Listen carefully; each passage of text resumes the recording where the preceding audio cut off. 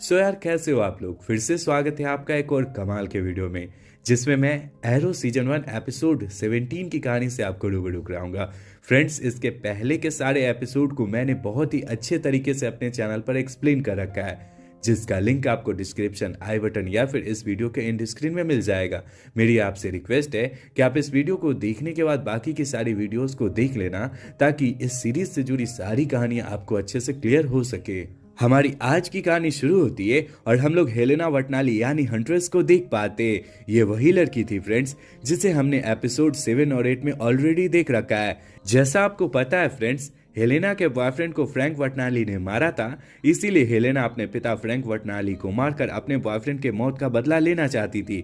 लेकिन एरो बीच में आ जाता है और फ्रैंक वटनाली को उसके बुरे कामों की सजा जेल में मिलती है, यानी उसे जेल में बंद कर दिया जाता है। आगे हेलेना अपनी सुंदर काया से इस बंदे का मन मोहन करती हुई इसे प्राइवेट रूम में लाती है और फिर इसे टॉर्चर करते हुए पूछती है, तुम मेरे पिता के खास आदमी थे ना, और तुम FBI में भी काम करते हो, तुम्हें पता है ना मेरा पिता कहाँ है? अगर तुम मुझे नहीं बताओगे तो मैं तुम्हें मार डालूंगी। काफी देर तक हेलेना से टॉर्चर होने के बाद भी ये बंदा हेलेना को कुछ भी नहीं बताता, जिस वजह से गुस्साती हुई हेलेना इसे मार डालती है और फिर यहाँ से निकल पड़ती है। जैसा आपको पता होगा फ्रेंड्स, ऑलिवर अपने पिता की बंद पड़ी फैक्ट्री में वर्टेंट नाम के एक नाइट क्लब को खोलना चाहता था, जिसके मैनेजर को उसने टॉमी को नियुक्त किया था। अब वो समय आ गया था फ्रेंड्स, जब ऑलिवर का नाइट क्लब पूरी तरह से बनकर तैयार हो गया था। ऑलिवर अपनी फिलहाल की गर्लफ्रेंड यानी डिटेक्टिव हॉल को इस नाइट क्लब को दिखाने लाता है, जहां पर ये दोनों काफी देर तक बातें करते हैं और अंततः डिटेक्टिव हॉल इसे किस करती है। आगे हमारी नजर थिया क्वीन पर पड़ती है, जो ऑलिवर के नाइट क्लब के बारे में अपनी फ्रेंड से बात करते हुए शहर के सबसे रद्दी या फिर क्रिमिनल वाले इलाके ग्लेड्स में टहल रही होती है, जहां इसकी नजर रॉय हार्पर पर पड़ती है। बात करें फ्रेंड्स हम लोग रॉय हार्पर की, तो ये वही बंदा था जिसने टिया के पर्स की चोरी करी थी, जिस वजह से टिया ने इसके ऊपर में केस करा था। पर कुछ कारणों की वजह से टिया को अपने केस को वापस लेना पड़ा था। अपने सामने रॉय हार्पर को देखकर टिया इसके पास जाती है और कहती है, मुझे पता है तुम्हारे पास पैसे की तंगी है और इसीलिए तुम चोरी करते हो। मेरे भाई ने एक नाइट क्लब खोला है, तुम चाहो तो वहां पर काम कर सकते हो। मैं अपने भाई से तुम्हारे बारे में बात करूंगी। शुरू में रॉय हार्पर हामी नहीं भरता, पर टिया के द्वारा 2-4 बात कहने पर वह रेडी होते हुए कहता है, मैं तैयार हूँ इस काम के लिए, अगर तुम चाहो तो अपनी भाई से इस बारे में बात कर सकती हो। आगे हम लोग ऑलिवर और डिगल को एक साथ देख पाते हैं, जहां पर डिगल हेलन के द्वारा बार में मर्डर करने की रिकॉर्डिंग इसे दिखाता है। इस रिकॉर्डिंग को देखने के बाद ऑलिवर कहता है, इसने फिर से ये सब काम शुरू कर दिया। इतना कहने के बाद ऑलिवर अपने घर पर आता है, जहां इसे पता चलता है कि हेलन इसके घर पर आई हुई है। अपने सामने हेलेना वटनाली को देखकर ऑलिवर इससे पूछता है, तुमने उस इंसान को बार में क्यों मार डाला? वो आदमी लगभग बेकसूर था। तुम्हारे पिता तो आयरन हाइट जेल में बंद है और वहीं सजा काट रहे हैं। जवाब में हेलेना कहती है, मेरे पिता ने बहुत बड़े कांड किए और उन्हें दोबारा चांस कभी भी मैं नहीं दे सकती। वो एक न एक दिन जेल से बाहर आ जाएंगे और फिर से वही काम में लिप्त हो जाएंगे जो वो पहले किया करते थे। मैं उन्हें मारना चाहती हूँ। यहाँ पर ऑलिवर कुछ बोल पाता कि इससे पहले यहाँ पर ऑलिवर की माँ मोइरा आ जाती है, जिसे देखकर ये दोनों शांत हो जाते हैं। आगे हेलन इसकी माँ से काफी देर तक बात करती है और फिर अपने घर के लिए निकल पड़ती है। वहीं दूसरी तरफ हम लोग लॉरेन और उसके माता पिता को एक साथ देख पाते हैं। चूंकि लॉरेन की माँ को ऐसा लग रहा होता है कि सारा अभी जिंदा है, इसीलिए वह एक टूरिस्ट के द्वारा खींची गई सारा की तस्वीर को क्वेंटीन को दिखाते हुए सारा के जिंदा होने की बात रखती है। चूंकि सारा को गायब हुए लगभग 5 साल से ऊपर का समय हो गया होता है, इसीलिए क्वेंटीन इसकी बातों को काटते हुए कहता है, यह दूसरी लड़की होगी जिसका चेहरा सारा से सिमिलर होगा। इतना कहने के बाद क्वेंटीन इन दोनों पर गुस्साता हुआ यहाँ से चला जाता है। फ्रेंड्स, आज ऑलिवर की नाइट क्लब का पहला दिन होता है और सारे बंदे अपनी तैयारियां कर रहे होते हैं। इसी क्रम में हम लोग ऑलिवर को डीगल के साथ देख पाते हैं, जहाँ कुछ देर बाद टॉमी आता है। टॉमी अपना काम कर रहा होता है कि तभी ऑलिवर इसके पास जाकर अपनी पहचान छुपाने के लिए इससे सॉरी बोलता है।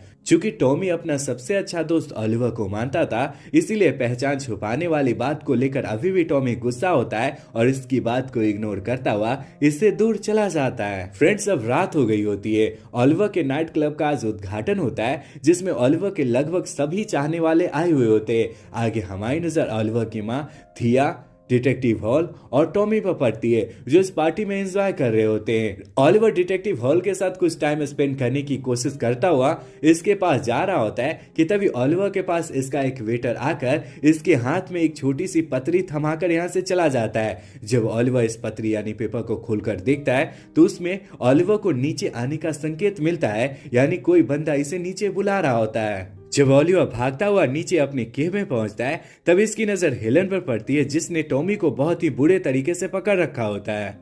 अपने सामने ऑलिवर यानी एरो को देखकर हेलेना इसे कहती है, मैं अपने पिता को मारना चाहती हूँ, क्या तुम मुझे बता सकते हो मैं अपने पिता को कैसे मार सकती हूँ? अगर तुम मुझे नहीं बताओगे तो मैं टॉमी का गला साफ कर दूंगी। चूंकि टॉमी के साथ ऑलिवर की काफी अच्छी बनती थी, इसीलिए टॉमी का फिक्र करते हुए ऑलिवर इससे कहता है, तुम्हारे पिता को आयरन हाइट जेल से कहीं दूसरे जगह पर शिफ्ट किया जा रहा है, चाहो तो तुम अपना कर्तव्य वहां पर दिखा सकती हो। अगली सुबह हमारी नजर थिया क्वीन पर पड़ती है, जो रॉय हार्पर के घर का पता लगाते हुए उसके इलाके ग्लेड्स में पहुंचती है। थोड़ी बहुत बातचीत करने के बाद थिया इसको बताती है कि मैंने अपने भाई से बात करी है, उसने कहा है अगर तुम नाइट क्लब में काम करना चाहते हो तो तुम्हें टॉमी से बात करना पड़ेगा। इतना कहने के बाद थिया अपने घर की तरफ लौट रही होती है कि तब इसके पास कुछ गुंडे आ जाते हैं और इसके साथ छेड़खानी करने की कोशिश करते हैं। थिया के साथ ऐसा कुछ होते देख रॉय हार्पर यहाँ पर आ जाता है और इन सारे लोगों से लड़ाई झगड़ा करना शुरू कर देता है और आखिरकार इन सारे गुंडों को मारकर भगा देता है। लेकिन इसी क्रम में इन गुंडों की एक चाकू रॉय हार्पर को लग जाती है और वह घायल हो जाता है। रॉय हार्पर को घायल होता देख टिया इसे हॉस्पिटल लाती है और इसका इलाज करवाना शुरू करती है। इलाज के क्रम में डॉक्टर इसे इंजेक्शन देने की कोशिश करता है, जिसे देखकर रॉय हार्पर बहुत ज्यादा डर जाता है। रॉय हार्पर को इस कदर रिएक्ट करता देख टिया थोड़ा मुस्कुराती है। चूंकि रॉय हार्पर ने इसकी जान बचाई थी, इसीलिए टिया इसे किस करती है और इन दोनों की प्यार की कहानी कुछ इस तरह से आगे बढ़ना शुरू हो जाती है। आगे हम लोग हेलेना वटनाली को देख पाते हैं, जो अपने पिता को मारने के लिए इतना बेताब होती है कि ऑलिवर की बताई गई बातों को फॉलो करते हुए वह किसी पुलिस वैन पर हमला करती है और इसके अंदर मौजूद सारे पुलिस वालों को मारने की कोशिश करती है।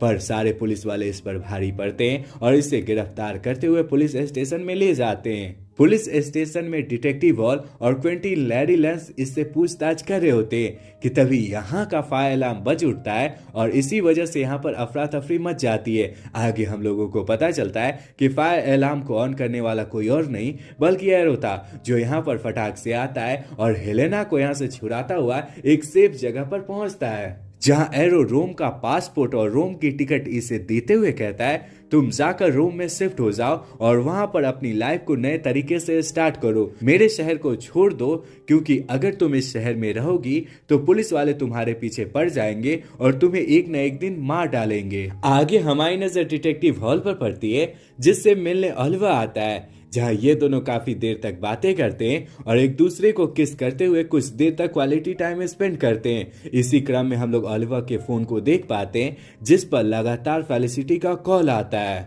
एक तरफ फ्रैंक वटनाली जेल से फरार हो चुका है तो दूसरी तरफ उसकी बेटी अभी भी इसी शहर में यानी रोम में नहीं गई है और वह अपने पिता को मारने के लिए पूरे शहर में घूम रही है। फेलिसिटी ये सारा कुछ वॉइस मैसेज के रूप में रिकॉर्ड कर रही होती है कि तभी इसके पास से हेलन आकर इसे धमकाती हुई कहती है, इस बार ऑलिवर को रोक कर रखना, मैं अपने पिता वटनाली को मारने जा रही हूँ, अगर इस बार एरो मेरे सामने आएगा तो मैं उसे भी नहीं छोड़ूंगी। इतना कहने के बाद हेलन हंट्रेस बनकर फेलिसिटी के हाथ पैर को बांधती हुई उस जगह के बाहर पहुंचती है जहां पर फ्रैंक वटनाली अपने आदमियों के साथ छुपा हुआ होता है। फेलिसिटी के मैसेज को सुनने के बाद ऑलिवर फेलिसिटी के पास पहुंचता है और इसके हाथ पैर को खोलने के बाद फिर से एरो बनकर उस जगह के लिए निकल पड़ता है जहां पर फ्रैंक वटनाली छुपा हुआ होता है। हेलन को मास्क पहना हुआ देखकर वटनाली के कोई भी लोग इसे नहीं पहचान पाते और इस पर हमला करने लगते हैं। जवाब में हेलन भी इन सारे लोगों पर हमला करती है और इन्हें मौत की नींद सुला देती है।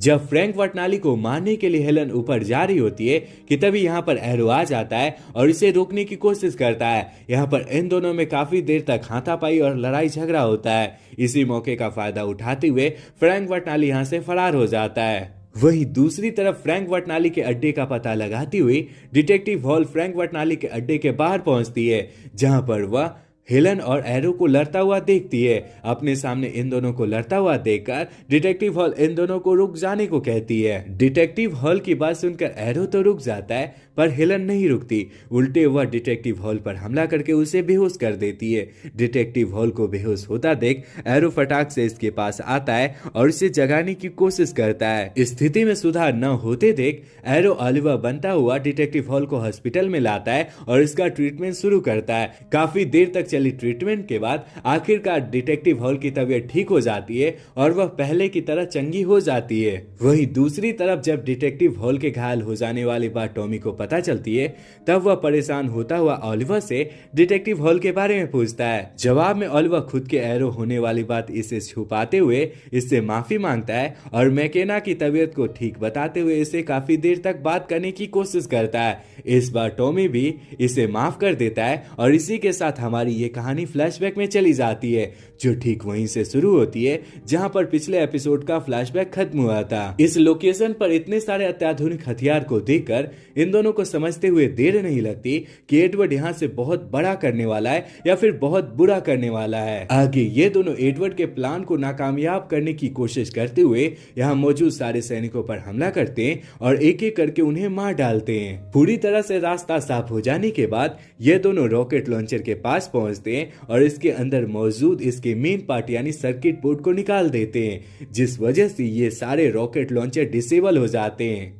आगे ऑलिवर और स्लेड विल्सन अपने प्लान के अनुसार एडवर्ड को वॉकी टॉकी के थ्रू कांटेक्ट करके कहते हैं, अगर तुम सर्किट बोर्ड को वापस से चाहते हो तो तुम्हें यहाँ पर आने वाले सारे प्लेन या फिर सारे शिप को रोककर मेरे लिए एक स्पेशल शिप मुहैया करवाना होगा, जिससे मैं और स्लेड विल्सन यहाँ से निकल सके। शुरू में एडवर्ड ऑलिवर की बात मानने के लिए रेडी नहीं होता, जिसके बाद ऑलिवर इस सर्किट बोर्ड को तोड़ने की धमकी देता है, जिस वजह से आखिरकार एडवर्ड को मानना पड़ता है और इसी के साथ हमारा ये एपिसोड यहीं पर खत्म हो जाता है। फ्रेंड्स, इसके आगे की कहानी अगले एपिसोड में दिखाई गई है। अगर आप आगे के एपिसोड को देखना चाहते हो तो कमेंट में नेक्स्ट टाइप कर देना, मैं अगले दिन इसके अगले एपिसोड को लाऊंगा। सो यार, ये वीडियो यहीं तक था। पूरा वीडियो देखने के लिए ढेर सारा धन्यवाद।